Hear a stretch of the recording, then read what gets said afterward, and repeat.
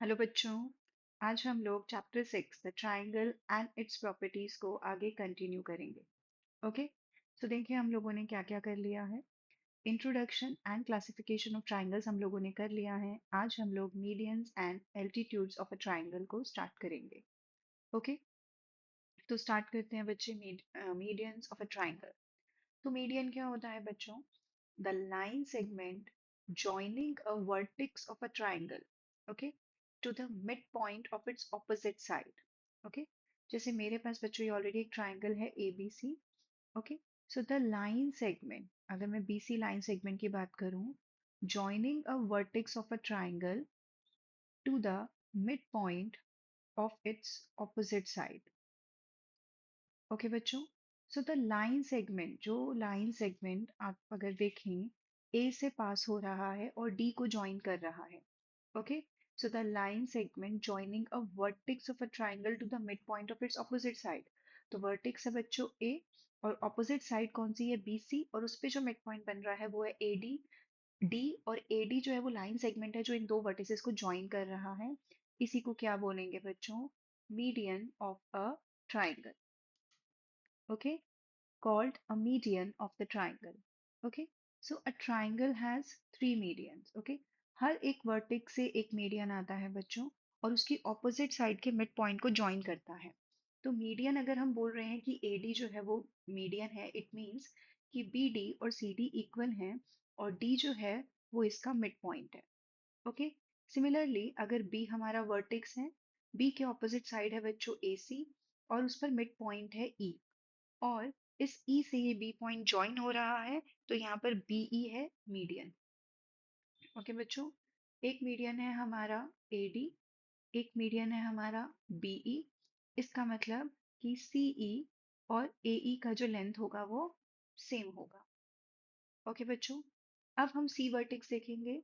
C vertex के opposite side है AB, उस पर जो हमारा मिड पॉइंट है वो है F। उस मिड पॉइंट से जो लाइन सेगमेंट ज्वाइन हो रहा है वो है CF बच्चों, और वो CF है हमारा मीडियन। इसका मतलब AF और BF का लेंथ जो होगा वो सेम होगा। ओके, तो इसी को क्या बोलते हैं बच्चों? मीडियन। ओके। सो यहाँ पर D क्या है बच्चों? मिड पॉइंट है BC का, E AC का, और F क्या है? AB का मिड पॉइंट है। और हमारे पास तीन मीडियन है, AD, BE and CF। Okay, चलो बच्चों अब हम एक क्वेश्चन करते हैं इसके बेस पर। How many medians can a triangle have? तो मैंने आपको ऑलरेडी बता दिया कि एक ट्राइंगल के तीन मीडियन होते हैं, और तीनों मीडियन जो होते हैं वो तीन वर्टेक्स से उसकी ऑपोजिट साइड पर ज्वाइन होंगे। Okay, now the question is, does a median lie Holi in the interior of the triangle? Yes बच्चों, मीडियन जो होता है, ये ट्राइंगल है मेरे पास। ओके, तो अगर मेरे पास ये ट्राइंगल है, ओके, तो यहाँ पर मैं ये ए वर्टेक्स ले रही हूँ। ओके, ए वर्टेक्स के ऑपोजिट साइड है BC, जो ऑलरेडी मैंने अभी आपको शो कर दिया है। ओके, तो मीडियन जो होगा वो इनसाइड ही तो लाई करेगा बच्चों। यहाँ से B से मीडियन जाएगा तो वो भी इनसाइड लाई करेगा, C से मीडियन जाएगा तो वो भी इनसाइड ही लाई करेगा। ओके, ये है बच्चों हमारा एक्यूट एंगल ट्राइंगल। सपोज अगर मैं राइट एंगल ट्राइंगल लेती हूँ, तो क्या हम हर पॉइंट से मीडियन पास कर सकते हैं? ये देखो, अगर मैं बोल रही हूँ कि यहाँ से, लेट मी लेबल इट बच्चों, P Q R, अगर मैं Q से कोई मिड पॉइंट ड्रॉ करूंगी जो कि उसकी ऑपोजिट साइड पे जाएगा बच्चों, तो वो कुछ ऐसे जाएगा। ओके, अगर मैं R से करूंगी तो भी मैं ड्रॉ कर सकती हूँ, और अगर मैं P से करूंगी तो भी मैं ड्रॉ कर सकती हूँ। तो आप ये देख सकते हैं बच्चों, ये तीनों मीडियन जो है वो ट्राइंगल के इंटीरियर में ही लाई करेंगे। ओके, सपोज अगर मेरे पास बच्चों इक्विली लाइक ऑब्ट्यूज एंगल ट्राइंगल है,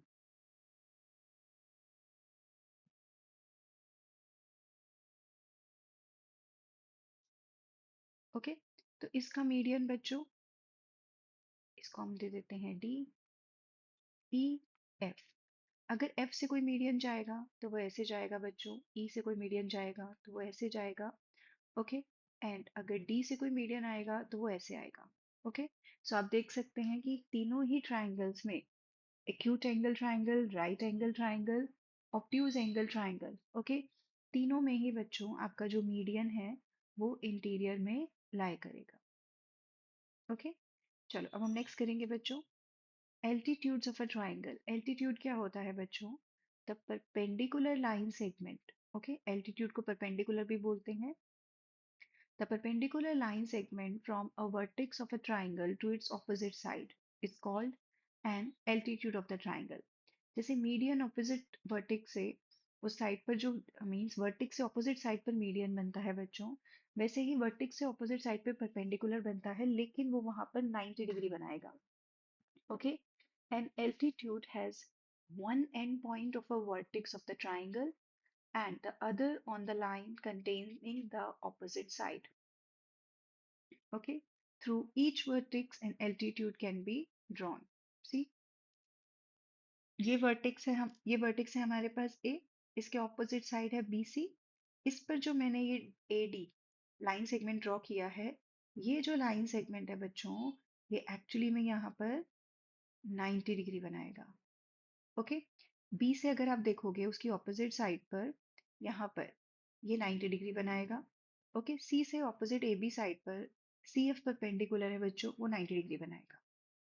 ओके, तो हमने तीनों वर्टेक्स से एक एक एल्टीट्यूड ड्रॉ किया है।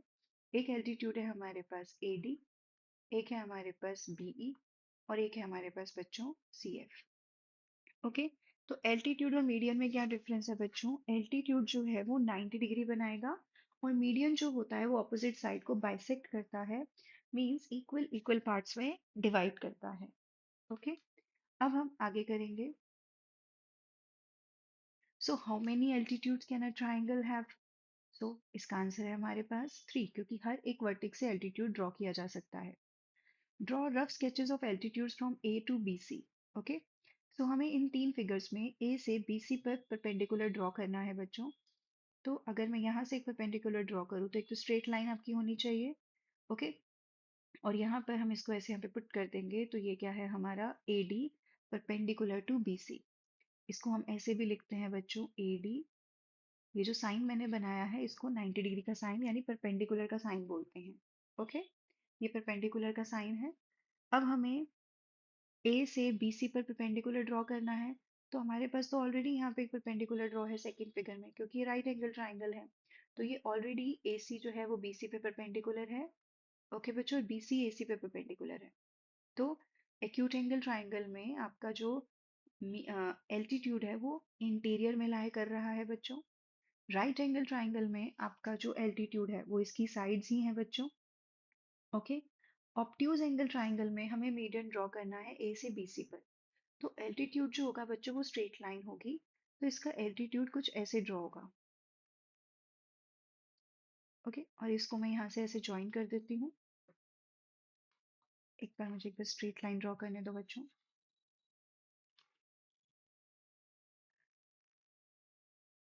ओके, और ये बनेगा यहाँ पे 90 डिग्री।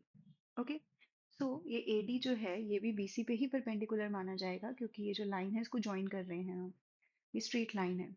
ओके, लेकिन ऑब्ट्यूज एंगल ट्राइंगल में जो एल्टीट्यूड होता है वो एक्सटीरियर में लाए करता है, इंटीरियर में लाए नहीं करता।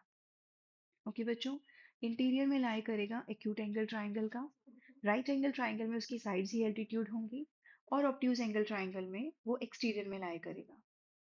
नेक्स्ट क्वेश्चन करते हैं बच्चों। Will an altitude always lie in the interior of a triangle? No. अभी हमने इसका आंसर दिया। क्यों? क्योंकि ऑब्ट्यूज एंगल ट्राइंगल में वो एक्सटीरियर में लाई करता है। Can you think of a triangle in which two altitudes of the triangle are two of its sides? Okay. Yes बच्चों। क्यों? क्योंकि अभी हमने पढ़ा कि जो राइट एंगल ट्राइंगल होता है उसकी जो टू आर्म्स होती हैं वही क्या होती हैं बच्चे? उसकी एल्टीट्यूड्स।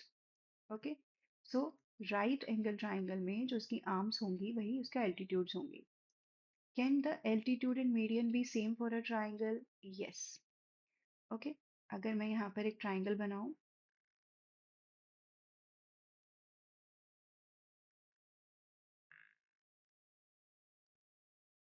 ओके, और एक ट्राइंगल में और बनाती हूँ बच्चों।